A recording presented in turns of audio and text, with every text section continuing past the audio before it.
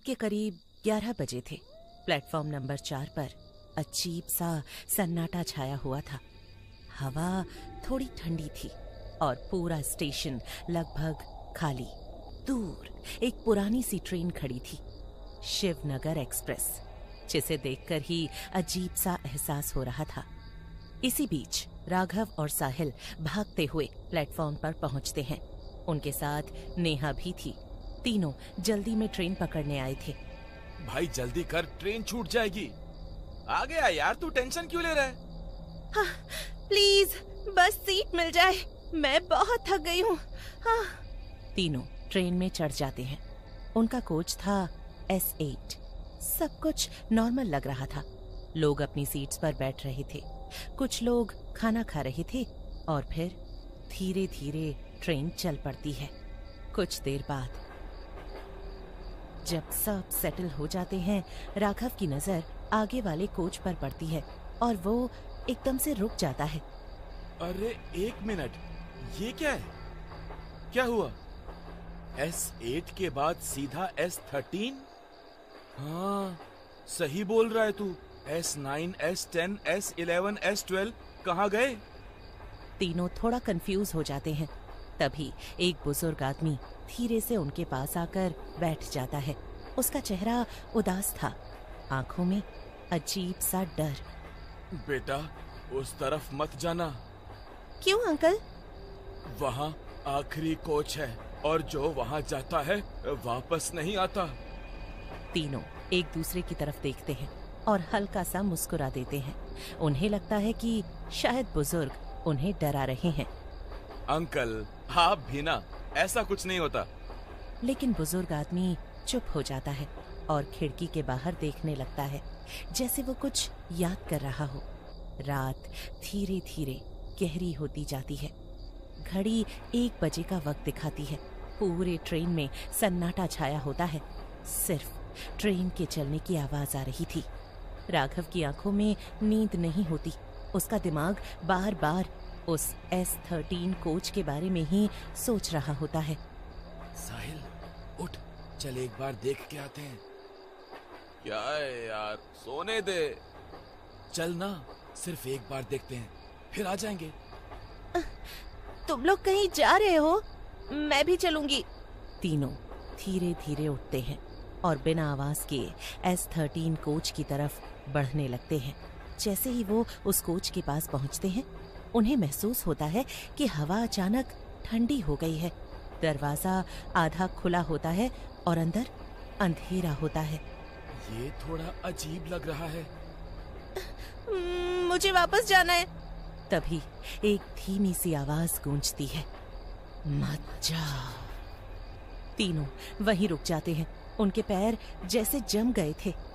तभी एक सीट के नीचे से धीरे धीरे एक हाथ बाहर निकलता है, जला हुआ, काला, उंगलियों पर खून। भागो! जैसे ही वो मुड़ते हैं, दरवाजा जोर से बंद हो जाता है। आवाज पूरे कोच में गूंजती है, डोर खोलो प्लीज। तभी पीछे से हल्की सी हंसी सुनाई देती है, धीरे और डर से भरी हुई। तुम लोग भी आ गए। तीनों धीरे से पीछे मुड़ते हैं और जो वो देखते हैं उससे उनका खून जम जाता है। एक औरत सफेद साड़ी में, लंबे बाल, चेहरा आधा अंधेरे में और आंखें बिल्कुल काली।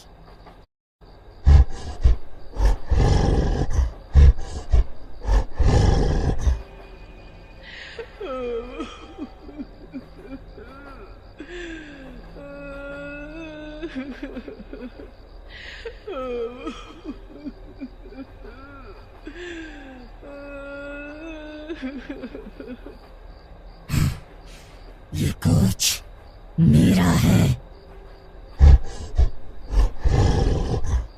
तभी अचानक TTE मिश्रा जी वहां आ जाते हैं। उनके चेहरे पर घबराहट साफ दिख रही होती है। तुम लोग यहाँ क्या कर रहे हो? जल्दी बाहर चलो। सर, ये क्या हो रहा है? ये कोच 10 साल पहले जल गया था, एक एक्सीडेंट में, और एक औरत इसी कोच में जिंदा जल गई थी। ये? हाँ, ये उसकी आत्मा है और ये कोच हर ट्रेन में कभी कभी दिखाई देता है। अचानक कोच के अंदर सब कुछ बदलने लगता है। दीवारें काली पड़ जाती हैं, सीट्स जलने लगती हैं और हवा में जलने की स्मेल भर जाती है।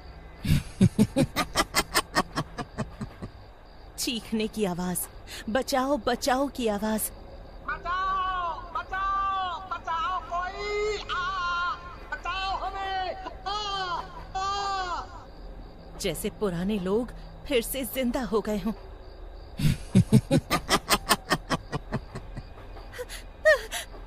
मुझे यहाँ से निकलना है। विंडो तोड़ते हैं। साहिल और मिश्रा जी मिलकर विंडो तोड़ने की कोशिश करते हैं, लेकिन ग्लास बिल्कुल नहीं हिलता।